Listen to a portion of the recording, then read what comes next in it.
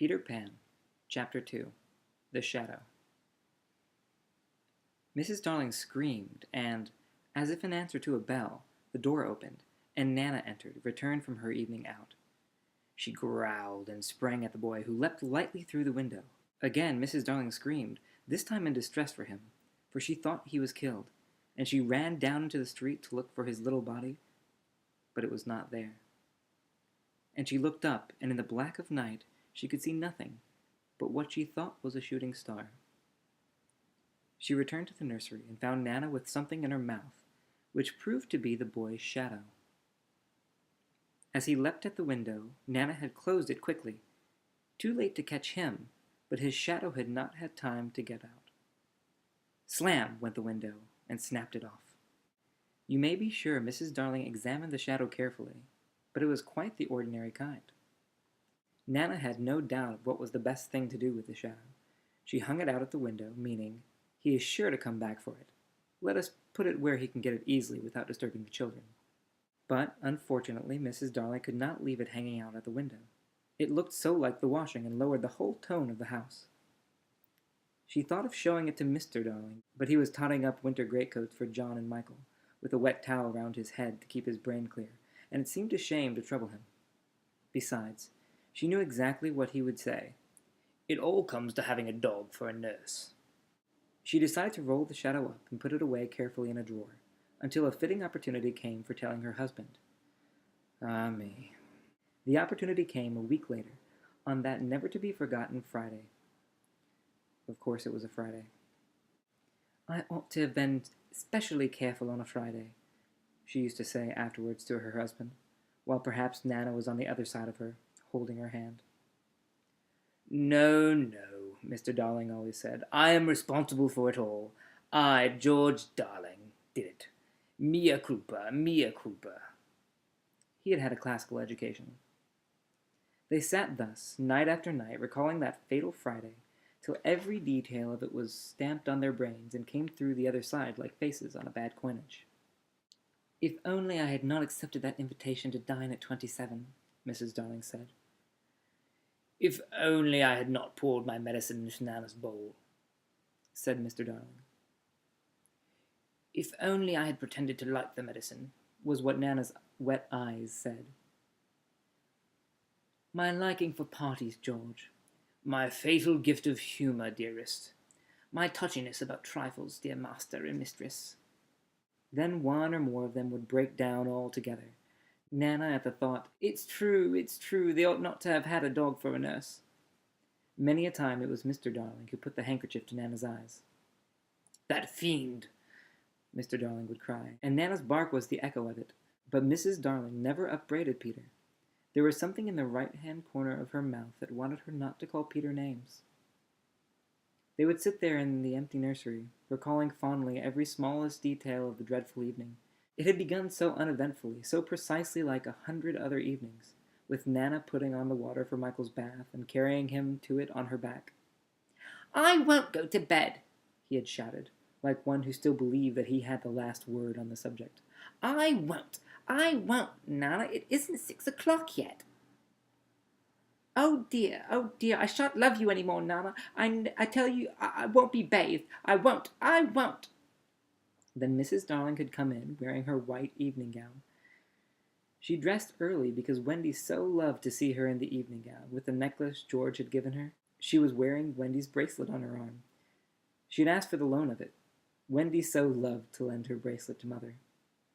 She had found her 2 older children playing at being herself and father on the occasion of Wendy's birth, and John was saying, I am happy to inform you, Mrs. Darling, that you are now a mother, in just such a tone that Mr. Darling himself may have used on the real occasion. Wendy had danced with joy, just as the real Mrs. Darling must have done. Then John was born, with the extra pomp that he conceived due to the birth of a male, and Michael came from his bath to ask to be born also, but John said brutally that they did not want any more. Michael had nearly cried. Nobody wants me, he said, and of course the lady in evening dress could not stand for that. I do, she said. I so want a 3rd child. But boy or girl? Asked Michael, not too hopefully. Boy.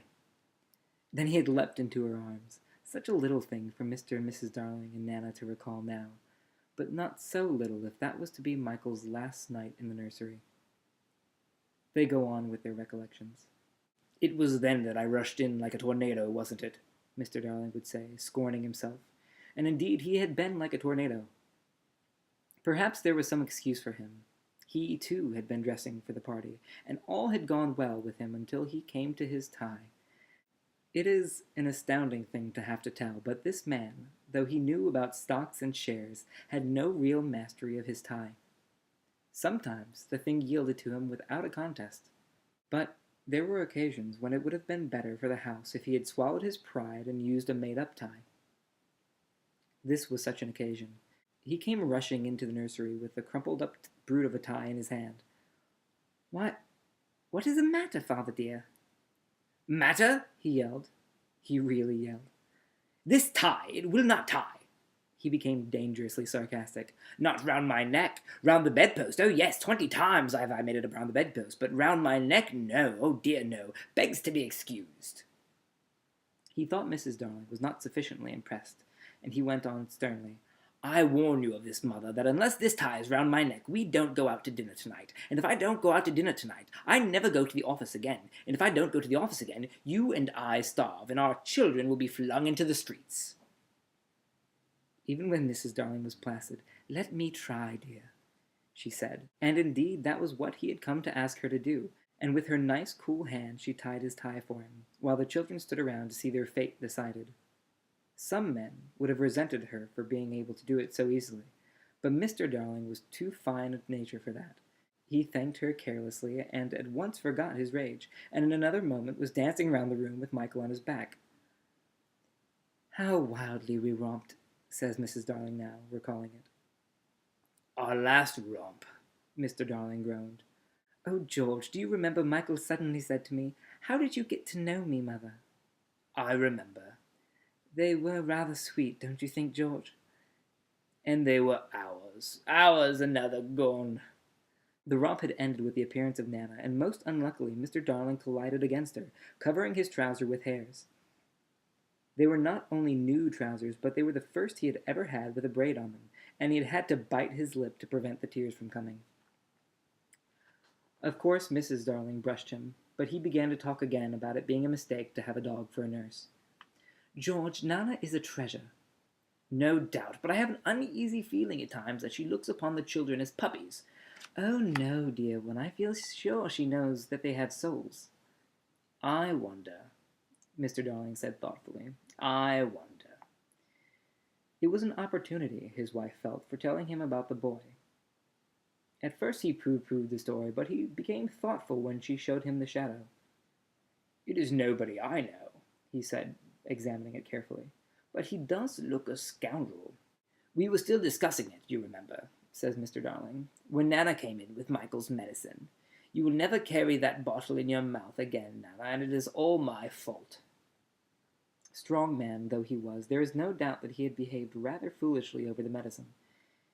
If he had a weakness, it was for thinking that all his life he had taken medicine boldly, and so now, when Michael dodged the spoon in Nana's mouth, he said reprovingly, "Be a man, Michael." "Won't! Won't!" Michael cried naughtily. Mrs. Darling left the room to get a chocolate for him, and Mr. Darling thought this showed want of firmness. "Mother, don't pamper him," he called after her. "Michael, when I was your age, I took medicine without a murmur. I said, 'Thank you, kind parents, for giving me bottles to make me well.'" He really thought this was true, and Wendy, who was now in her nightgown, believed it also, and she said, to encourage Michael, "That medicine you sometimes take, father, is much nastier, isn't it?" "Ever so much nastier," Mr. Darling said bravely, "and I would take it now as an example to you, Michael, if I hadn't lost the bottle."